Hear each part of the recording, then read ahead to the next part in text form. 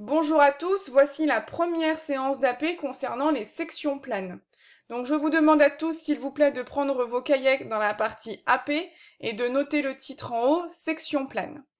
Cette notion-là va nous durer du coup 3 séances d'AP, on va faire ça pendant du coup 3 semaines.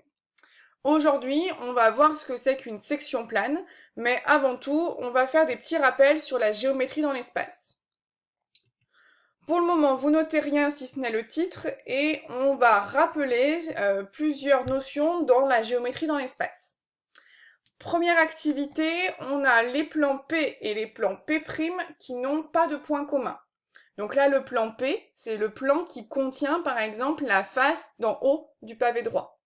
Et le plan P', c'est le plan qui contient la face d'en bas du pavé droit comme il est présenté ici. Si ces plans P et P', ils n'ont pas de point commun, on dit qu'ils sont parallèles. Donc ici, c'était le rappel pour vous montrer qu'on pouvait avoir des plans parallèles. Deuxième activité, on a une droite D qui est perpendiculaire à deux droites qui appartiennent au plan P. Donc cette droite-là appartient au plan P et est perpendiculaire à D. Et on a également cette droite-là qui appartient également au plan P et qui est perpendiculaire à la droite D. Dans ces cas-là, on dit que la droite D, elle est perpendiculaire au plan P. Donc là, on a la notion de perpendicularité entre une droite et un plan. Autrement dit, entre une droite et la face d'un solide, par exemple. Et enfin, dernier vocabulaire, j'ai une droite maintenant D' qui n'a aucun point commun avec le plan P. Dans ces cas-là, on dit que la droite D', elle est parallèle avec le plan P. Donc voici un petit rappel de vocabulaire, parallélisme et perpendicularité dans l'espace, donc entre plan et entre droite. Maintenant, on va voir ce que c'est qu'une section plane. On va le voir avec ce schéma-là. Ici, on a un prisme droit qui est à base triangulaire, qui est donc en blanc, et on a un plan qui du coup est rayé jaune. Ce plan-là, on l'a fait rentrer en contact avec le prisme, c'est-à-dire que c'est comme si on avait coupé le prisme avec ce plan. Et on a du coup regardé le triangle rouge que ça a formé. Le triangle rouge, c'est l'intersection, c'est la rencontre entre le plan et le prisme. Et c'est ce triangle rouge qu'on appelle section plane. On appelle section d'un solide par un plan l'intersection de ce solide avec le plan. Donc le mot section plane, plane c'est l'adjectif qui désigne par un plan. Donc ici, la section d'un solide, quand on le coupe par un plan, ça donne du coup la section. Ici, vous pouvez l'imaginer comme si le plan c'était un couteau qui venait du coup couper ce prisme droit. Et bien dans ces cas-là, la section, c'est la partie du prisme droit qui est rentrée en contact avec le couteau. Et donc ici, c'est le triangle rouge. Dans cette séance d'AP, dans ces trois mêmes séances d'AP, on va s'intéresser du coup à différentes sections qu'on peut faire sur différents solides. Donc on va regarder les solides possibles et comment on peut les sectionner, sous quel angle on peut les sectionner pour obtenir du coup différents plans. Et c'est ce maintenant à quoi on va s'intéresser. On va prendre ici l'exemple du pavé droit, qui est symbolisé du coup en rouge ici, et d'un plan qui ici est en bleu. Donc on voit, on a un plan avec un pavé droit. On peut faire tourner dans tous les sens grâce à notre GeoGebra pour bien visualiser la situation. Je vais maintenant pousser le plan et je le mets parallèle à une face. Donc le plan ici est parallèle à la face que je mets là en face, hop, cette face-là. Je vais pousser le plan en parallèle à cette face.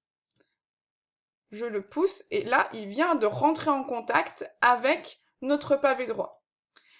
Une section s'est donc formée et la section, elle est de forme rectangulaire et elle est présentée sur la droite de l'écran.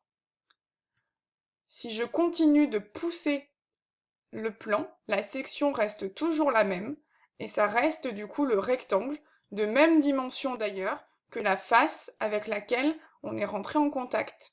La face, pardon, avec laquelle on est parallèle. Donc ici, on vient de voir que quand on faisait la section d'un pavé droit, ou même plus généralement d'un prisme droit, parallèle à une de ses faces, on obtient une section qui est de la même forme que la face. Donc on va maintenant noter le bilan donc, dans le cahier. Donc en dessous du titre que vous avez mis dans la partie AP, vous notez section d'un prisme droit par un plan. Et donc c'est ce qu'on vient de voir ici. Quand on a un prisme droit, donc ici plus généralement plus précisément un pavé droit, et qu'on fait une section par un plan, et que ce plan il est parallèle à une face, la section est un rectangle de même dimension que la face. Donc l'exemple ici sur le schéma, la section par le plan P en gris foncé, elle est parallèle à la face AEDH, le rectangle qui ici est à gauche.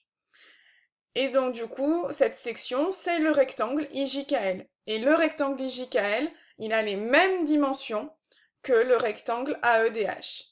C'est-à-dire que IJ, c'est la même chose que AD en longueur, et IL, c'est la même chose que DH. Faites pause donc pour avoir le temps sur votre cahier de recopier cette propriété, cet exemple, et de reproduire le schéma à droite. On va passer maintenant à des exercices, donc à la suite. Je vous demande dans chacun des cas de tracer la section du cube par le plan qui passe par A et qui est parallèle à la face colorée. Donc vous allez refaire ces trois schémas sur le cahier et ensuite vous imaginez que vous prenez un couteau, que vous allez mettre la lame inclinée exactement comme le plan qui est colorié et vous commencez à positionner votre couteau sur le point A et vous tranchez. À ce moment-là, quel plan vous obtenez? Vous obtenez, d'après ce qu'on a écrit précédemment, un plan du coup parallèle à la face coloriée et donc de même dimension, de même forme que la face coloriée. Donc à vous ici de le reproduire sur le cahier. Deuxième exemple maintenant, donc je reprends ce prisme droit, je reprends le plan en bleu et je vais maintenant faire une section qui sera parallèle à une arête. Alors, on va regarder, ici je vais pousser mon plan et je me mets du coup parallèle à cette arête. Donc ici, aucun point de rencontre entre cette arête et ce plan. Donc quand je pousse mon plan, j'obtiens une section, et la section ici, c'est ce rectangle-là, qui maintenant du coup n'est plus de même dimension que l'une des faces du pavé droit. On va pousser un petit peu plus, et là, on regarde du coup qu'à chaque fois on a un rectangle, les dimensions changent, mais dans tous les cas, c'est un rectangle.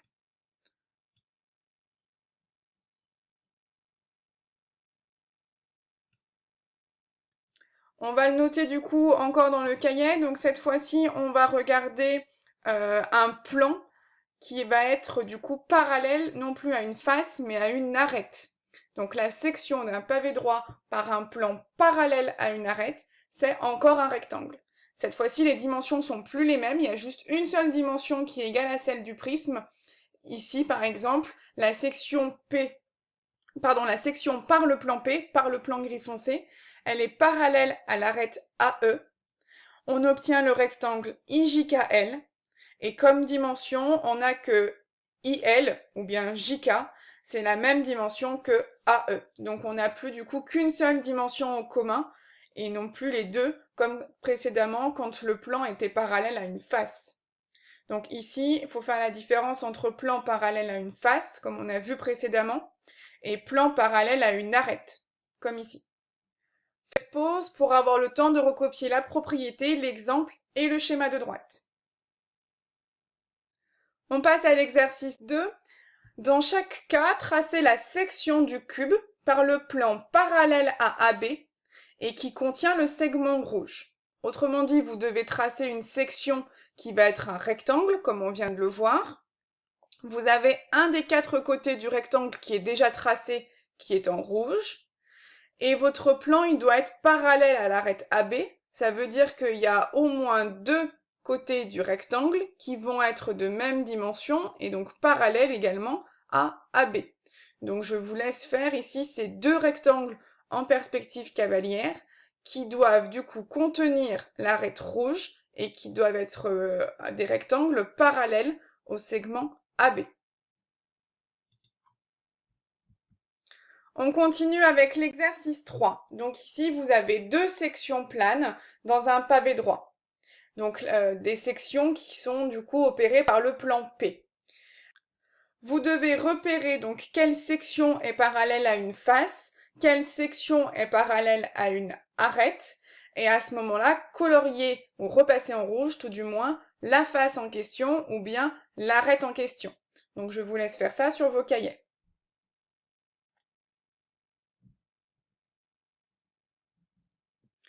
Un dernier exercice maintenant qu'on a bien repéré ce qu'était une section plane.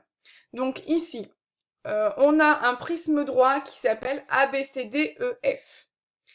Et on fait une section par un plan parallèle à la face ABCD. Donc ça veut dire qu'on a mis notre couteau le long de ABCD et on l'a fait glisser jusqu'au point N et on a coupé.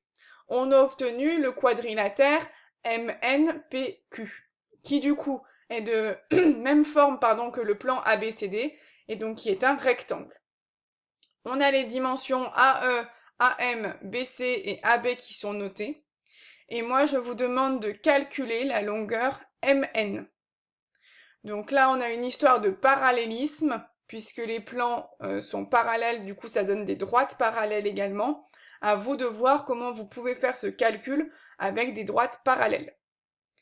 Et enfin, dernière question, on avait revu les volumes en AP.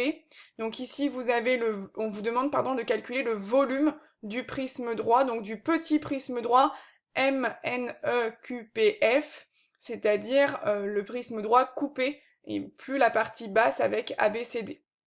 Donc pour ça, vous retournez récupérer vos formules de volume pour avoir la formule du volume d'un prisme droit et pouvoir l'appliquer pour s'adapter ici à la question numéro 2. Voilà, bon travail à tous.